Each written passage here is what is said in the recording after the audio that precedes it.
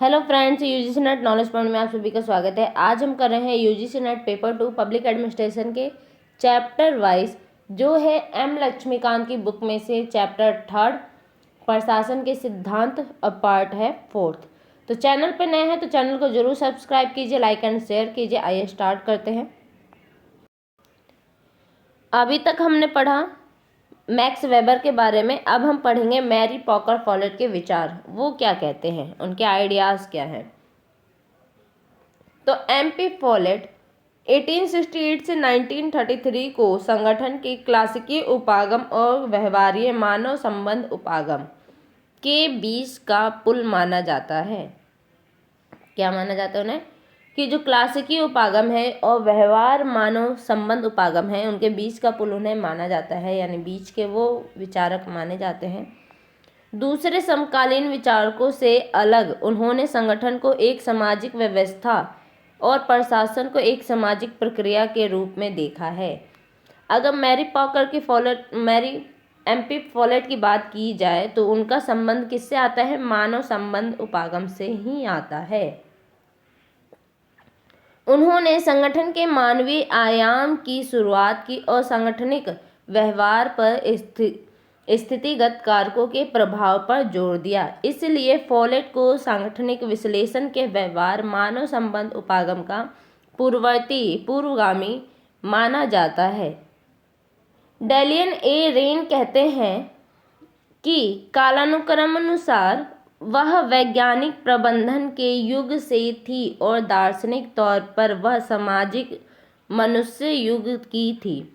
एक क्लासिकी चिंतक के रूप में वह संगठन के अपने सिद्धांतों की सार्वभौमिकता में यकीन करती थी और एक व्यवहारवादी मानव संबंधवादी के रूप में उन्होंने सांगठनिक व्यवहार के सामाजिक मनोवैज्ञानिक पहलुओं पर जोर दिया।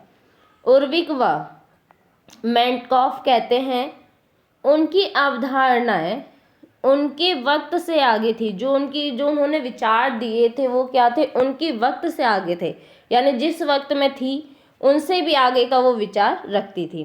वे मौजूदा चिंतन से भी आगे हैं।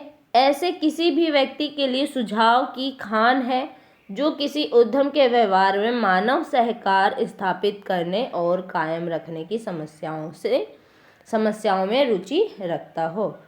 फॉलेट ने प्रशासन की क्लासिकी सिद्धांत की आलोचना मुख्यतः इसके यांत्रिक उपागम और सांगठनिक व्यवहार के सामाजिक मनोवैज्ञानिक आयामों की उपेक्षा की लिए की। उनके मुख्य कार्य थे, कौन कौन से कार्य हैं?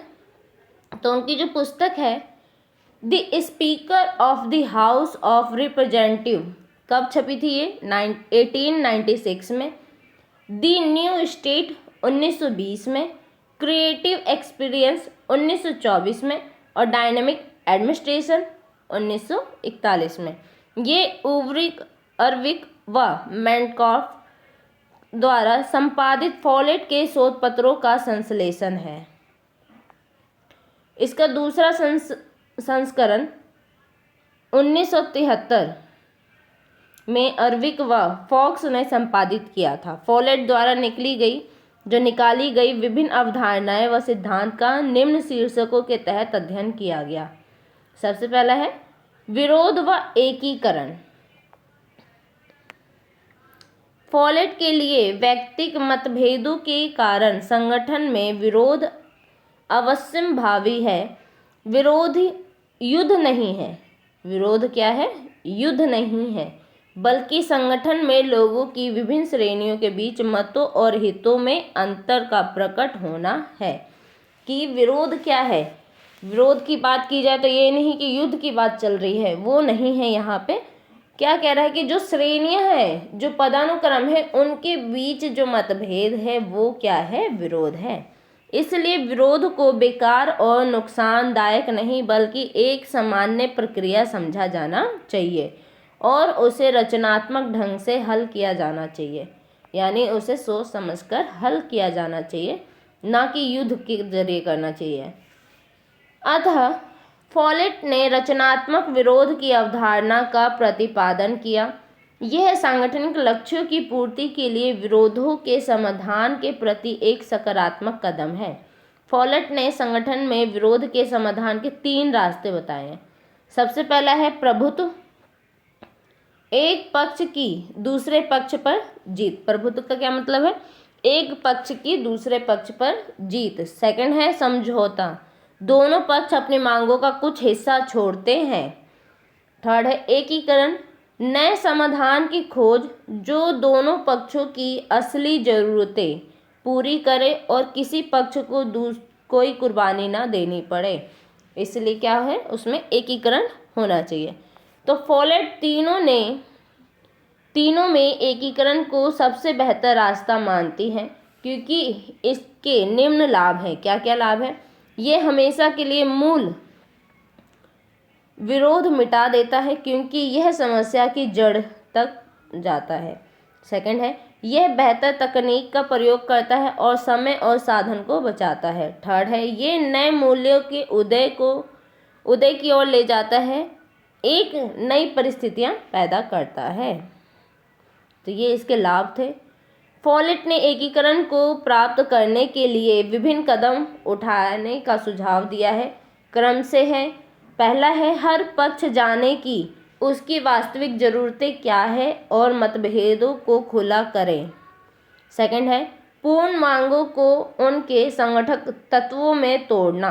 थर्ड है प्रतीकों के वास्तविक अर्थों की जांच। फोर्थ है दूसरे पक्ष का जवाब देने की तैयारी। हालांकि एकीकरण विरोधों की समाप्ति का सबसे संतोषजनक रास्ता है, किंतु यह सरलतम नहीं है। जो एकीकरण है वो सही रास्ते पर ये इतना भी सरल नहीं है। फॉलेट के अनुसार इसमें कई बाधाएं हैं। पहला बाधा है कि यह समझदारी के ऊंचे स्तर, गहरे बोध भेद और शानदार रचनात्मक की मांग करता है, जो प्रशासकों के बीच बिरले ही मिलती है।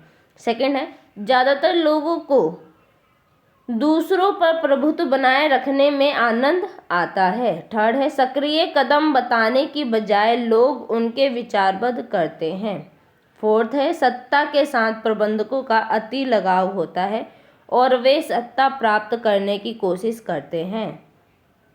फिफ्थ है इस्तेमाल होने वाली भाषा जो शत्रुता को बढ़ावा देते हैं। सिक्स्थ है एकीकरण करने के लिए लोग प्रशिक्षित नहीं होते, जो एकीकरण में सबसे बड़ी बाधा है। सेकंड पॉइंट है इनका आदेश देना।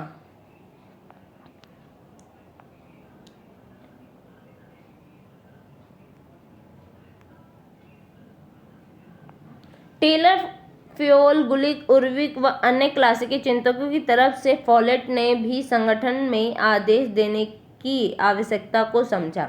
दरअसल उन्होंने आदेश देने के 4 कदम उठाए हैं, 4 सुझाव दिए हैं। कौन कौन सा है? सबसे पहला है कि एक सोचा समझा दृष्टिकोण उन सभी सिद्धांतों को जानने के लिए जो आदेश देने पर जोर देते हैं। सेकंड है एक जिम्मेदार दृष्टिकोण। क्या है जिम्मेदार दृष्टिकोण?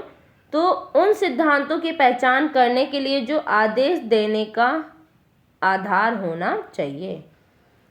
थर्ड है एक प्रयोगात्मक दृष्टिकोण, आदेश की सफलता या असफलता के विश्लेषण के लिए प्रयोग करने के लिए। फोर्थ है एक परिणाम दृष्टिकोण, मौजूदा पद्धतियों अपर्याप्त पाई जाए जो आदेश देने की सीमा और तरीके को बदलने के लिए परिणामों को इकट्ठा करना है। फॉलेट के लिए आदेश देना कोई सीधा साधा मामला नहीं है, क्योंकि लोगों को किसी का बॉस पसंद नहीं होता है। यानी लोगों को क्या है, कोई उनका बॉस बने वो उनको पसंद नहीं है। अतः श्रेष्ठ का काम महज आदेश देना नहीं होता, उसे अधीनस्थों का कुशल उपयोग करने आना चाहिए, ताकि वे बिना प्रश्न उठाए आदेश स्वीकार करें। ऐसा उनको बॉस चाहिए। आदेश देने और लेने को नियंत्रित करने वाले मुख्य प्रवृत्ति कारक है। कौन कौन से कारक है? तो आदत के प्रतिरूप, मानसिक रुझान, समय, स्थान और परिस्थितियाँ। ये इसके मुख्य कारक है, किसके? आदेश देने के। फॉलेट के अनुसार आपको दोनों छोरों से बचना चाहिए, अर्थात आदेश देने में अत्यधिक मुखियागिरी या आदेश ही न देना। फॉलेट के अनुसार इस समस्या का जवाब आदेश देने का निर्व्यक्तीकरण करने में निहित है।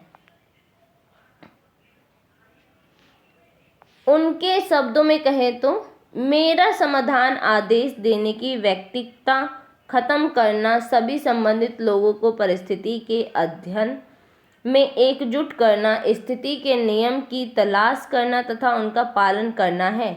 इस तरह कोई किसी को आदेश नहीं देता, दोनों ही स्थितियों के आदेशों को स्वीकारते हैं।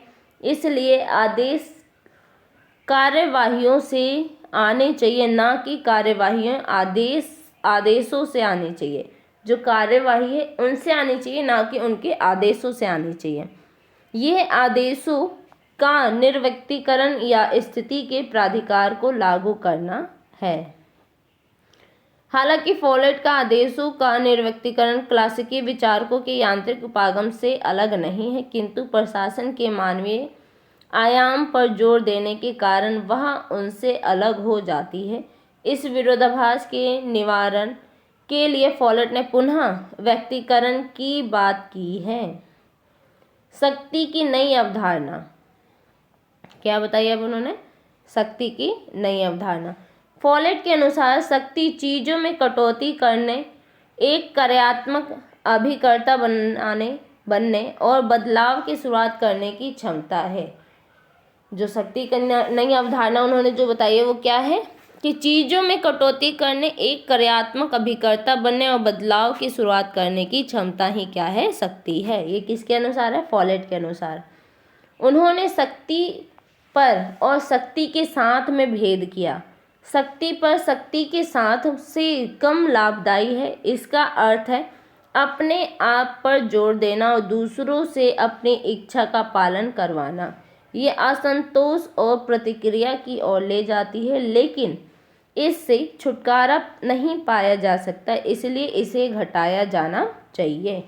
फॉलेट के अनुसार इसे घटाने के रास्ते हैं। सबसे पहला है एकीकरण का उपयोग, ऐसा समाधान जो दोनों पक्षों की असली ज़रूरतों को पूरा करे।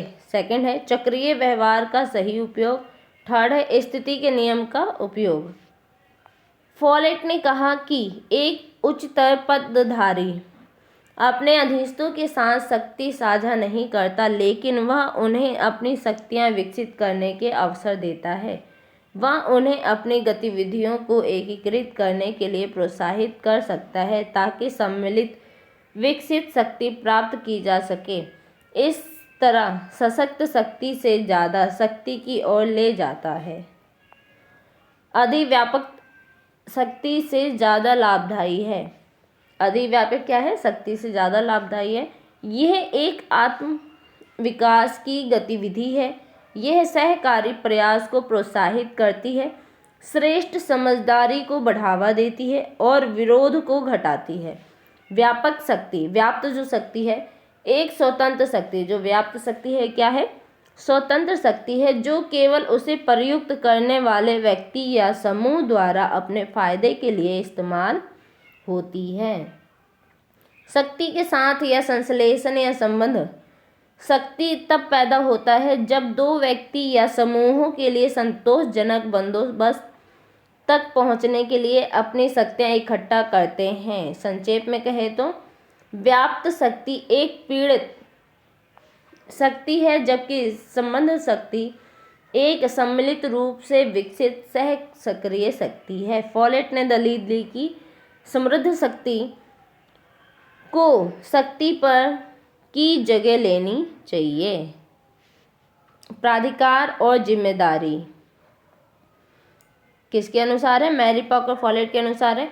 तो शक्ति के मामले की तरह यहाँ भी फॉलेट क्लासिकी प्रशासनिक चिंतन से आगे जाती हैं और प्राधिकार और जिम्मेदारी की अवधारणा विकसित करती हैं। फॉलेट ने शक्ति और प्राधिकार के बीच भेद किया है। उन्होंने प्राधिकार को निहित शक्ति को विकसित करने और लागू करने के अधिकार के रूप में परिभाषित किया है। प्राधिकार का काम यह या पूरी की गई जिम्मेदारी से निकलता है। जो प्राधिकार का काम है वो क्या है? पूरी की गई जिम्मेदारी से निकलता है, ना कि पद से निकलता है। दूसरे शब्दों में कहे तो प्राधिकार का संबंध कार्य के साथ है और यह कार्य के साथ ही रहता है। अतः जो काम करता है उसके पास प्राधिकार होना चाहिए, चाहे श्रेष्ठतर को पसंद हो या ना हो। चूँकि प्राधिकार कार्य जिम्मेदारी से जुड़ा हुआ है, इसलिए इसे सौंपा नहीं जा सकता।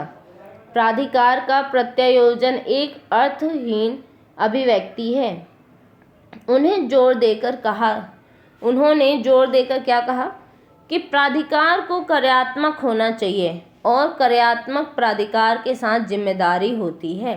इस प्रकार उन्होंने कार्यात्मक प्राधिकार और बहुलतापूर्ण प्राधिकार या संचित प्राधिकार की वकालत की और अंतिम प्राधिकार के विचार को एक भ्रम के रूप में खारिज किया कि अंतिम प्राधिकार नहीं है। संगठन में वास्तविक प्राधिकार सभी छोटे प्राधिकारों का योग है, क्योंकि प्राधिकार संगठन के विभिन्न स्तरों पर आपस में मिला हुआ होता है। प्राधिकार की तरह जिम्मेदारी भी संगठन में कार्य और स्थिति का गुण है।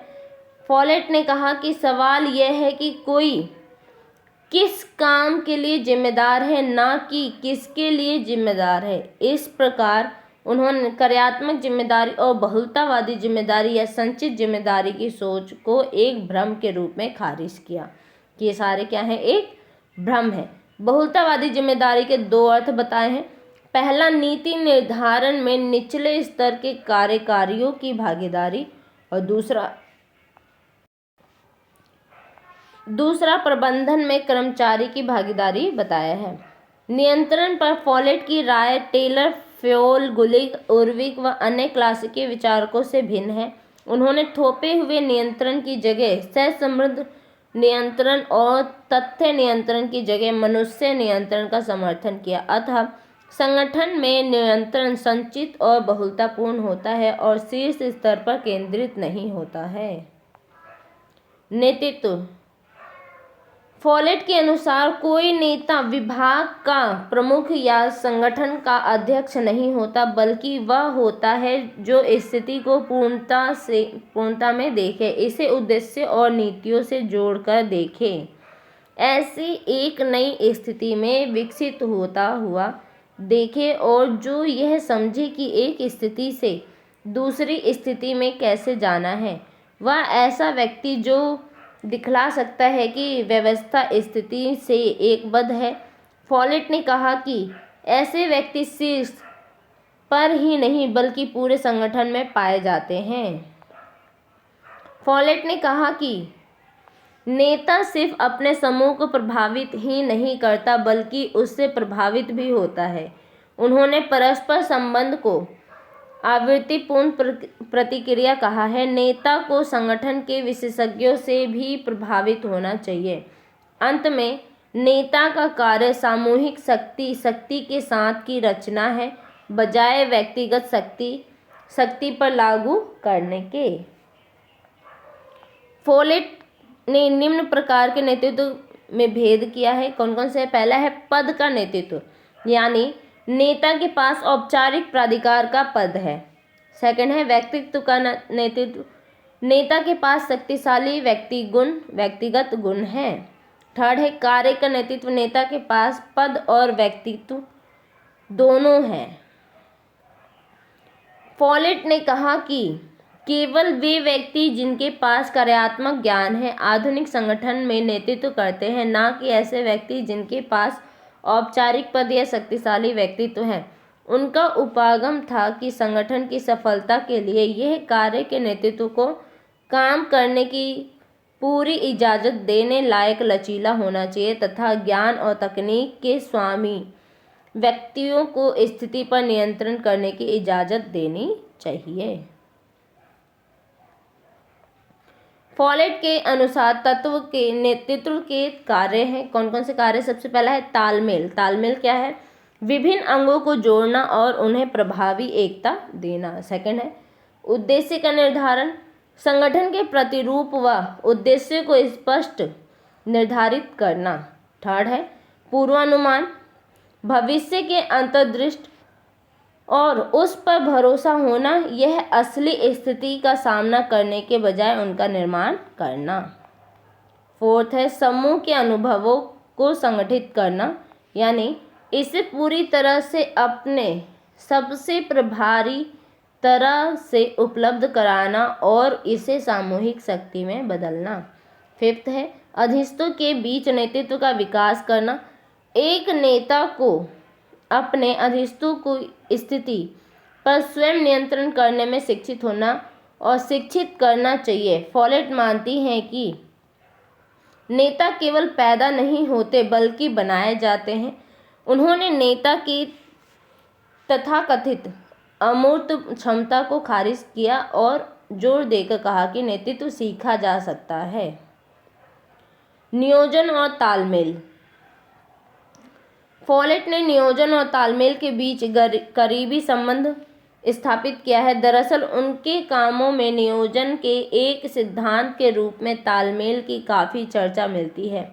उन्होंने कहा कि राष्ट्रीय स्तर से स्थानीय स्तर पर केंद्रीय योजना को थोपने का नतीजा गलत तालमेल और अंगों की असामंजस्यपूर्ण व्यवस्था के रूप में सामने आता है। अतः केंद्रीय नियोजन तालमेल की प्रक्रिया में मदद करने वाला तंत्र होना चाहिए। उन्होंने तालमेल के 4 बुनियादी सिद्धांत का प्रतिपादन किया है। कौन से 4 सिद्धांत हैं? सबसे पहला है प्रत्यक्ष संपर्क द्वारा तालमेल। जिम्मेदार व्यक्तियों को सांगठनिक पदानुक्रम में अपनी स्थिति से असंबद्ध हमेशा प्रत्यक्ष संपर्क में रहना चाहिए। तालमेल हासिल करने के लिए क्षैतिज संचार निर्देशों की ऊर्ध्वाधर श्रृंखला जितना ही महत्वपूर्ण है। सेकंड है शुरुआती चरण में तालमेल। संबंधित व्यक्तियों को लागू करने के बाद के चरण के बजाय नीति निर्माण में ही जुड़ा होना चाहिए। यह शुरुआती भागीदारी ज़्यादा प्रेरणा और उच्च उत्साह में परिवर्तित होती है। केंद्रीय नियोजन इस महत्वपूर्ण सिद्धांत की उपेक्षा की जाती है। थर्ड है एक निरंतर प्रक्रिया के रूप में तालमेल। फॉलेट ने तालमेल को एक निरंतर प्रक्रिया के रूप में देखा, यानी नियोजन से गतिविधि तक और फिर गतिविधि से आगे के नियोजन तक तार्किक तरीके से समस्याओं के समाधान के लिए एक स्थायी तालमेल यंत्र होना चाहिए। फोर्थ है एक परस्पर परिघटना के रूप में तालमेल। किसी स्थिति के सभी कारकों से जुड़कर एक परिघटना के रूप में तालमेल इसकी प्रक्रिया की ओर संकेत करता है। सभी कारक एक दूसरे से जुड़े होने चाहिए और उनके बीच के संबंधों पर विचार होना चाहिए। इस प्रकार फॉलेट ने संगठन को परस्पर जुड़े अंगों की व्यवस्था के रूप में देखा है।